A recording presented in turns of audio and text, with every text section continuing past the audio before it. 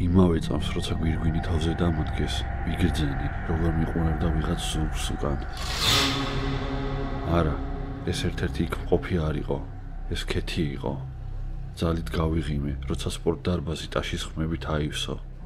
როცა შევტრიალდი, რომ ხალხისთვის ხელი დამექნია, ჩემი მზერა მოულოდნელად სარკისკენ გაიქცა.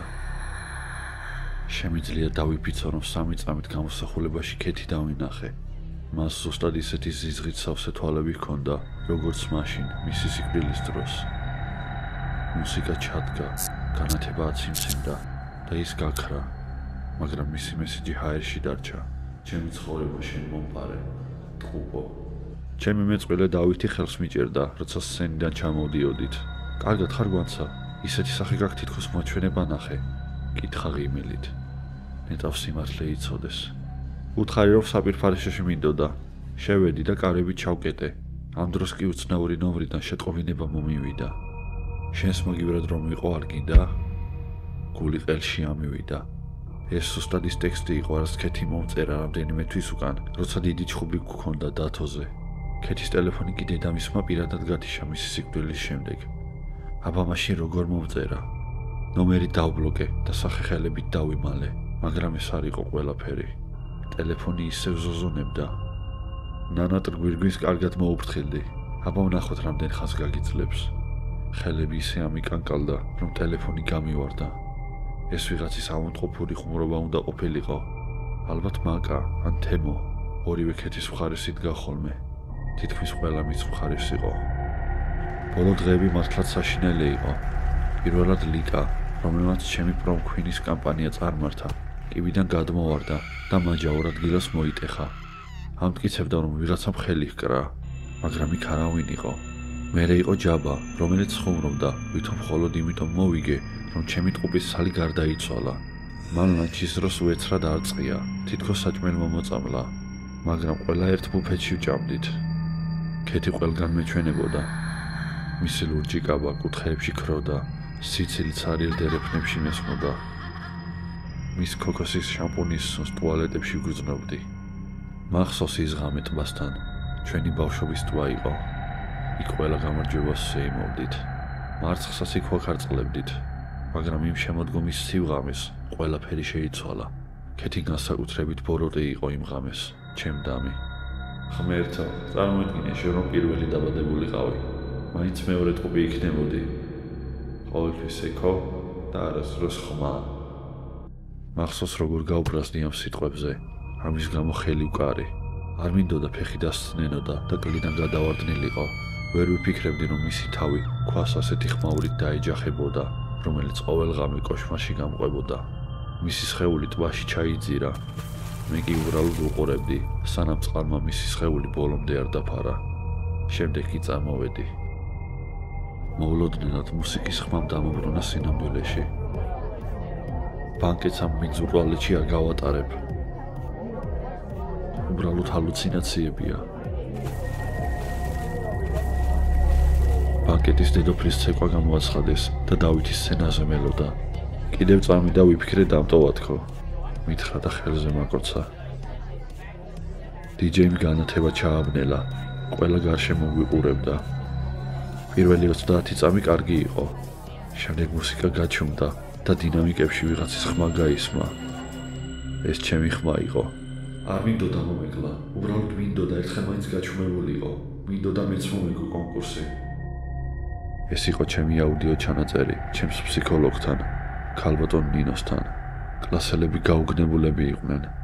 ტელეფონებში განათება ჩართეს. დათოფხელი გამიშვა, თითქოს დავიკმინებოდი. შენივე დამოკალი? მე დავეცი, გვირგვინი კი იატაკზე დაგორდა.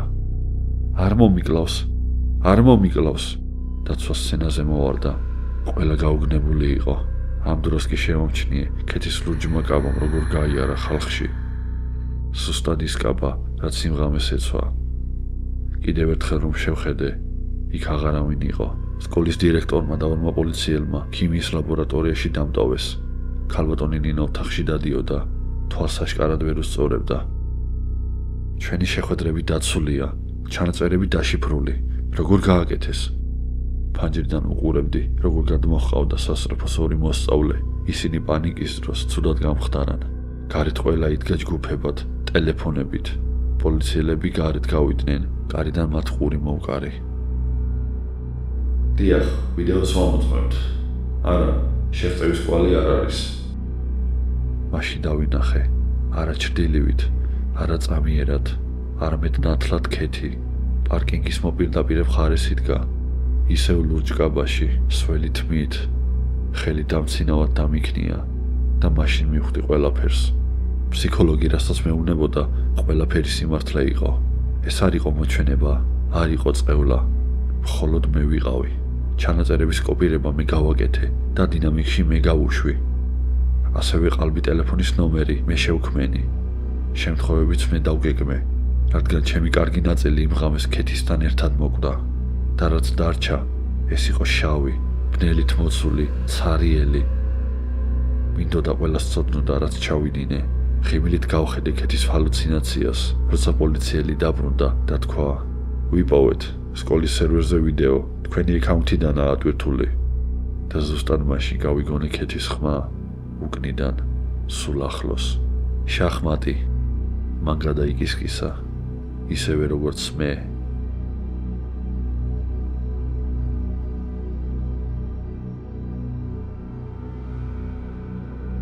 კისრის მოტეხვის ხმა არ გავს ისეც როგორცაც ფილმებში გადმოსცემენ. ის უფრო ჩუმი და თითქმის შემჩნეველია, მაგრამ მაშინ ეს არ ვიცოდი. წვეულებაზე ვიდექი ჩემი ცისფერი კაბით, ხელი მიკიდია ფარდის ჩამოსაწევზე. 300-მდე თანაკლასელიც ეკავდა, იცინოდა და ელოდებოდა იმ დიდ გაკვირვებას, რომლის დაგეგმვაშიც სკოლასთან ერთად მთელი კვირა მივიღე მონაწილეობა. არაფერი ჩანდა უცნაური, სანამ ბატონმა ლევანიმ არ მანიშნა, რომ უკვე დრო იყო. მაშინვე უნდა მივხვდარიყავი, რომ რაღაც რიგზე არ იყო. 12 წამით ადრე ჩამოვწიე ფარდა. ფარდის უკნიდან ცარიელი სივრცე აღარ იყო. ამის შემდეგ დაიწყო კივილი, ბიძგები, ჭყლეტა, ხალხი გავრბოდა. გული ჩამივარდა. 300 ადამიანის თვალწინ ბატონი გენადი იყო ჩამოხრჩალი. მისი კისერი ბუნებრივად იყო გაწელილი, კანი გაწყვეტილი, სისხლი ნელა მოედინებოდა ჭრილობიდან, ხოლო სახე შავი და თვალები ჩასისხლიანებული. არავინ გაინძრეს, დაიღრიალა დირექტორმა. ბატონმა ლევანმა კლავში მოუკიდა ხელი. ფარდა როდის შემოწმე ბოლოჯერ? 20 წუთის წინ. გეფიცებით ცარიელი იყო. ზუსტად ეგ უთხარი პოლიციასაც. მითხრა და წავიდა. პოლიციას რომ ველაპარაკებოდი, მოვატყუე. არ უთხარი, რომ 2 დღის უკან ბატონი ლევანი და გენადი დავინახე აუდიტორიაში, თუ როგორ კამათობდნენ. ლევანი მას ემუქრებოდა. ცხვირს იყოფ, სადაც ადგილი არა, შენ საქმეს მიხედე. მან კი უპასუხა: ბავშვებს აქვთ უფლება იცოდნენ. მაგრამ ჩუმად დავრჩი. არ ვიცოდი რაზე საუბრობდნენ, მაგრამ იმ ღამით ძილში გენადის სისხლიანი თვალები დამესიზმრა. თითქოს თავზე დამადგა და მთხოვდა სიმართლე მეთქვა. მეორე დილით გადავწყვიტე სიმართლე გამერკვია. ვიპოვე მისი უსაფრთხოების ანგარიში, სადაც სკოლის პრობლემებზე ანონიმურად წერდა. უმეტესად უმნიშვნელო წუწუნი იყო, დაზიანებული საკეტები, ღუმელები, მაგრამ ერთ ფოტოზე გავჩერდი. ეს იყო ჩუმად გადაღებული სურათი, კოსტუმების საკითხთან კაცი გოგოს ასეირნებდა. სახეები ბუნდოვანი იყო, მაგრამ მამაკაცის ცისფერი და ოქროსფერი ჰალსტუხი ნათლად ჩანდა. ის ჰალსტუხი, რასაც ბატონი ლევანი ყოველდღე ატარებდა. ხელები ამიკანკანდა, როცა ფოტო ამობეჭდე. მაშასა და მე ჩვენმა სკოლის დამლაგებელმა შეიტყო, ვინ იყო სინამდვილეში ლევანი. მონსტრი. იმ დღეს სურათი სკოლის დირექტორის საფოსტო ხუთში ჩავაგდე. ვიფიქრე, რომ ნამუსი გავისუფთავე და ყველაფერი დამთავრდა. მაგრამ ღამე ფანჯარაზე მსუბუქმა კაკუნმა გამაღვიძა. არავინ ჩანდა, მაგრამ ფანჯარაზე წითელი კონვერტი იდო. წერილში ეწერა: მადლობა გამოსვლისთვის. ამის შემდეგ ტელეფონში შეტყობინება მომივიდა. ჩვენი სკოლის დრამის კლუბის YouTube არხმა ვიდეო გამოაქვეყნა. ვიდეოში ბატონი გენადის იატაკზე იძულებით მიათრევდნენ. თავი უმიზეზოდ იხრებოდა, უკან კი შავი სისხლის კვალი რჩებოდა. ღმერთო, ჯერ კიდევ ცოცხალი იყო, როცა ეს გადაიღეს. ეკრანი რამდენიმე წამით გაქრა. შემდეგ გამოჩნდა პატარა ფიგურა, ნიღაბით, რომელიც მხოლოდ ჩვენს დრამის კლუბს ჰქონდა. გავიყინე, ყველაფერს მივხვდი. ეს მარიამი იყო, ჩემი საუკეთესო მეგობარი, მეორე კლასიდან მოყოლებული. ყოველ ღამე, როცა დეკორაციას ვაკეთებდით, ის რჩებოდა ლევანთან, ეგრეთ წოდებული დამატებითი გაკვეთილებისთვის და თუ როგორ იცავდა მას ჭორებისგან. მობილური ხელიდან გამივარდა, როცა ყველაფერი ერთმანეთს დაემთხვა. ვეღარ ვსუნთქავდი. ისევ ავიღე ტელეფონი და დაურეკე. პირველი ვეზარზე მიპასუხა. თითქოს მელოდებოდა. შენი ყავი, მე პირდაპირ უთხარი. დიდხანს გალოდინე, ხო? შვიდად მიპასუხა. ის კაცი ლევანს უქმნიდა საფრთხეს. როგორ შემეძლო ეს დამეშვა? მე ის მიყვარს. მხოლოდ ის მაჩვენებს ვინ ვარ სინამდვილეში. შენ ამას ვერ გაიგებ. შემდეგ დეტალურად დაიწყო ახსნა, თუ როგორ მოუწია სკოლის დამლაგებლის გაჩუმება. მე კი ყოველ წამს გაუგნებული ვრჩებოდი. ეს არ იყო ჩემი მეგობარი. პოლიციაში ვრეკავ. ფოტო მაქვს შენზე და ლევანზე. ამოვთქვი. მან გაიცინა. და ვისი დაჭერა გინდა? ლევანი წავიდა. მეც მივდივარ. რას ამბობ? შეამოწმე საპოსტო ყუთი. რაღაც დაგიტოვე. გარეთ გავიქეცი. ფრთხილად ვამოწმებდი გარემოს. საპოსტო ყუთში იდო პატარა ფლეშკა, ბებია ჩემის სახლის სურათი და ხელნაწერი სცენარი. მოქმედება მეორე. გმირი ეცემა. ყველას მისამართი ვიცი. ჩამჩურჩულა ტელეფონში. მე მუქრებოდა რომ ყველა ჩემი ოჯახის წევრს მოკლავდა. რა გინდა? დამივიწყე მე, ლევანი და ყველაფერი. თუ არ გინდა ისინიც ვიპოვო. და გათიშა. სახლში სირბილით შევედი. ფანჯარაში გავიხედე, ქუჩაც არიელი ჩანდა. მაგრამ მაშინ რაღაც დაიძრა ხის ჭრდილში. თეთრი ნიღაბი წამიერად გამოჩნდა მთვარის შუქზე. უკვე 3 დღეა არ მძინავს, რადგან ვიცი, რომ იქ არის, მიყურებს, მელოდება. პოლიციაში ვერ მივდივარ, რადგან მეშინია, რომ ეს შეშლილი მასწავლებელი და მისი მეგობარი ჩემს ოჯახს რამეს დაუშავებენ. აღარ ვიცი, როგორ აღვადგინო სამართლიანობა ბატონი გენადისთვის.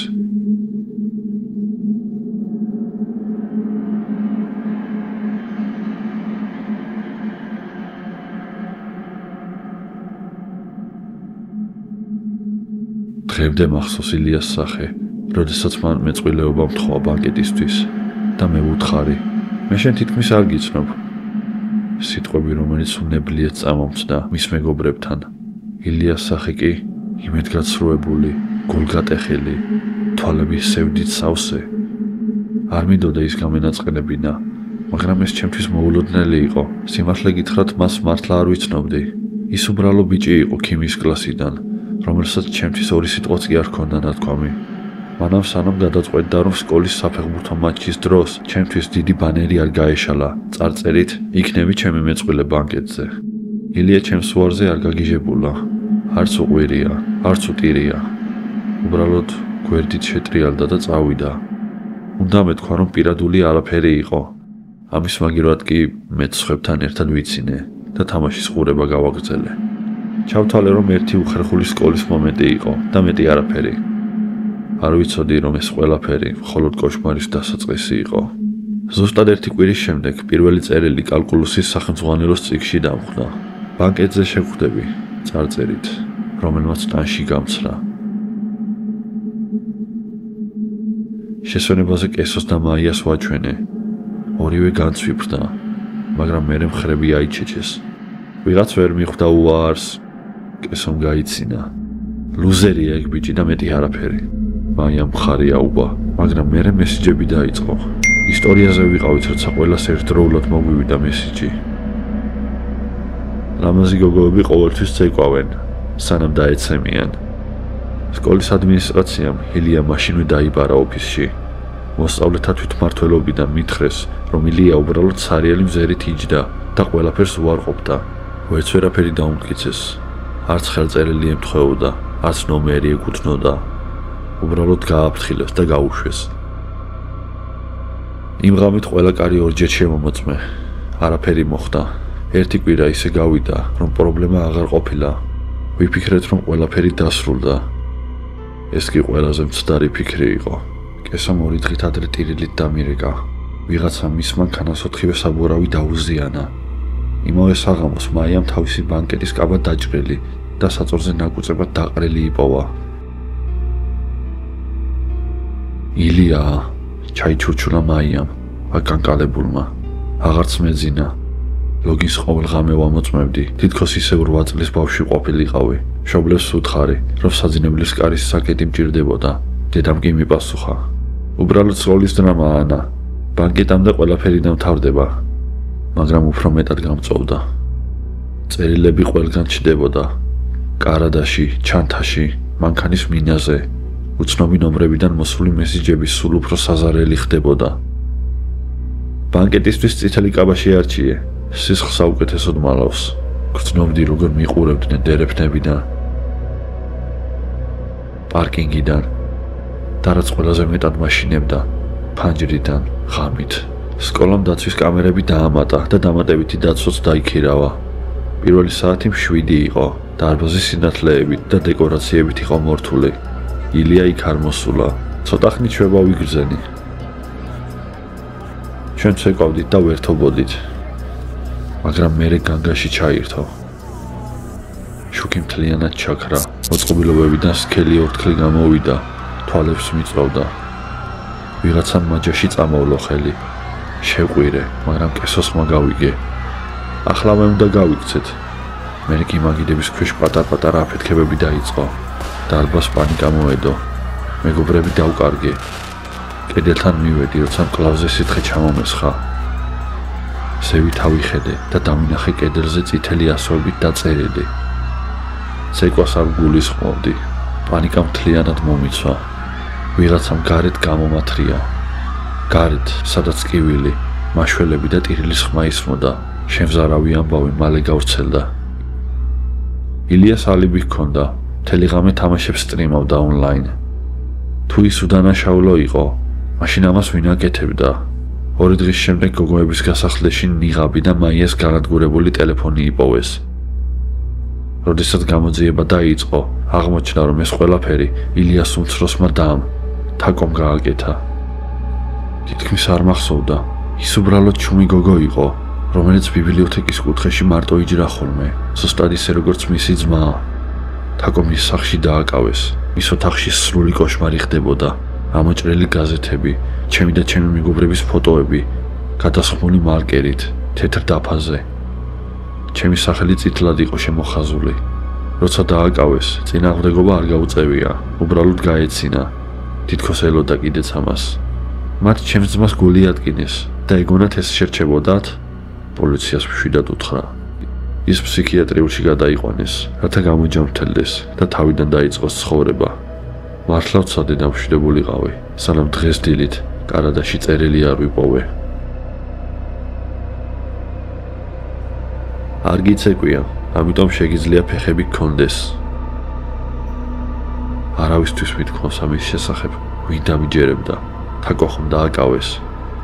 მაგრამ ახლა, როცა ჩემს ოთახში ვზივარ, ყველა სინათლე ჩართული მაქვს და რაღაც ჩუმი შფოთვა მღრღნის. გრძნობ, რომ ვიღაც ისევ მიყურებს.